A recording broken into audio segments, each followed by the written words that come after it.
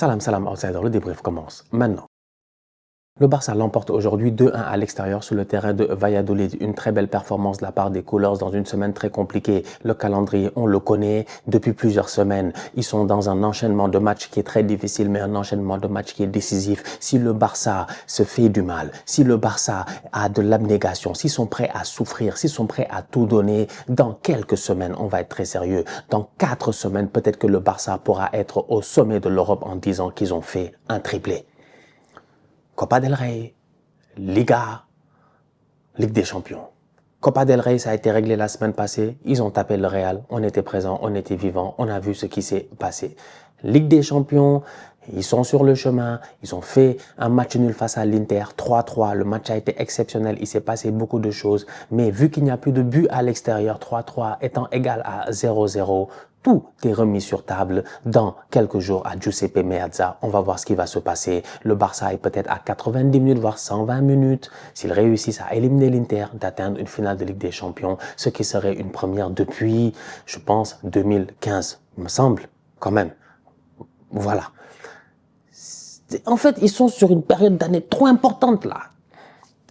Tout se joue maintenant. Mais tu as des êtres humains. Donc, tu es obligé de faire tourner. C'est normal. Sinon, les gars vont être fatigués.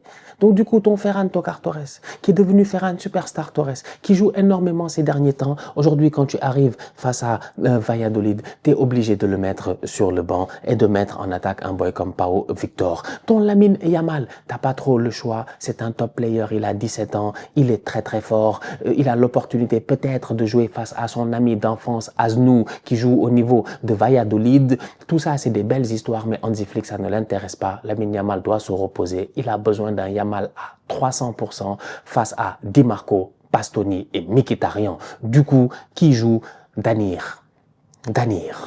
On va l'appeler Danir. Sur son maillot, c'était marqué Danir Rodriguez. Miskin le pauvre, je sais pas, il s'est luxé l'épaule, il s'est cassé le bras ou quoi que ce soit, il a dû sortir vers l'heure de jeu. Donc du coup, Hansi Flick est obligé de faire tourner aujourd'hui, il n'a pas trop le choix. Le Barça doit faire tourner. Donc ça nous permet aussi de voir un tout petit peu le Barça next gen. Le problème au Barça, c'est qu'ils sont toujours en mode next gen, vu qu'ils jouent que sur la next gen. Eux, ils n'ont jamais de génération. Ils ont que des next générations, vu que c'est que des boys de moins de 20 ans qui viennent nous bluffer, des Koubarsi par là, des Gavi et des Pedri à un moment donné, et tout ce qui s'ensuit. Donc là, on a l'opportunité de voir quelques jeunes, notamment sur le côté droit et sur le côté gauche. Jules Koundé étant blessé, ils sont obligés de faire tourner là-bas aussi. C'est Hector Fort qui joue aujourd'hui. Gérard Martin fait son match, il fait une passe décisive. J'ai d'abord envie de commencer par cela en disant que le Barça a encaissé un but assez vite dans ce match-là. Pour moi, défensivement parlant, ils ont pas mal de lacunes et ça, il faut pas l'enlever. Ils ont pris 3 buts face à l'Inter, mais l'Inter a eu que des demi-occasions pour marquer des buts. Coup de pied arrêté, machin, Dumfries, tout ça. Le Barça doit se gérer. Aujourd'hui, en termes de défense, Martin, il est volontaire, c'est un bon joueur. Je ne dis pas que Martin est plus fort peut-être que moi et puis toute ma famille. Il n'y a pas de problème. Mais est-ce que c'est un boy calibre Barça? Martin, il me donne des vibes à la Montoya. Peut-être les anciens, ils connaissent Montoya du Barça. Montoya. Nous, on a vu ici Montoya.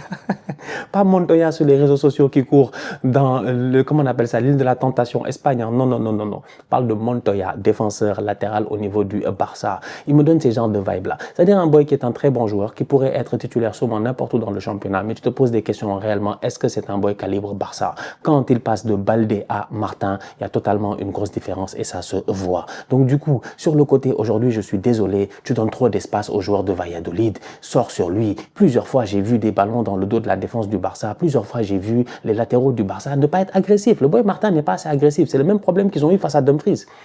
Si tu n'es pas agressif sur le porteur du ballon, tu lui donnes le temps d'avancer, mais il a le temps de réfléchir, d'ajuster. Les autres ont le temps de se positionner. Aujourd'hui, c'est ce qui s'est passé. C'est Araujo qui va venir pour essayer de, je sais pas moi, de contrer le ballon, de faire quoi que ce soit, et puis tout ça pour que le ballon finisse contré dans les buts de Marc-André Ter Stegen. Miskin.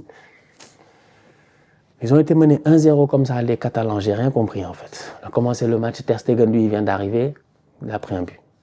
Ter Stegen qui n'a pas joué de la saison, presque, blessé. Ces derniers temps, depuis plus d'un mois et quelques, il dit qu'il est de retour, il a envie de jouer.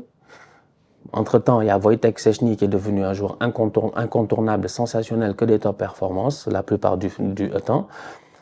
En cette fin de saison, Szczęsny, c'est vraiment lui qui a, je pense, le rythme dans le sang. Est-ce qu'on est dans une situation à la Real Madrid, genre Thibaut Courtois, Lounine, où tu peux te dire que parce que Ter Stegen, c'est le numéro 1, il est revenu en fin de saison, il doit être titulaire? Je ne pense pas. Le pauvre aujourd'hui, il n'a pas de chance. Le ballon est contré, je pense qu'il n'y peut absolument rien. Je pense qu'il est battu et il encaisse un but. C'est dommage. Peut-être qu'il aurait pu s'en sortir avec un clean sheet. Malheureusement, ils ont encaissé un but. Mais globalement parlant, Marc-André Ter Stegen n'a pas été mauvais aujourd'hui. Donc du coup, moi, je suis d'accord sur le fait que Martin a une passe décisive,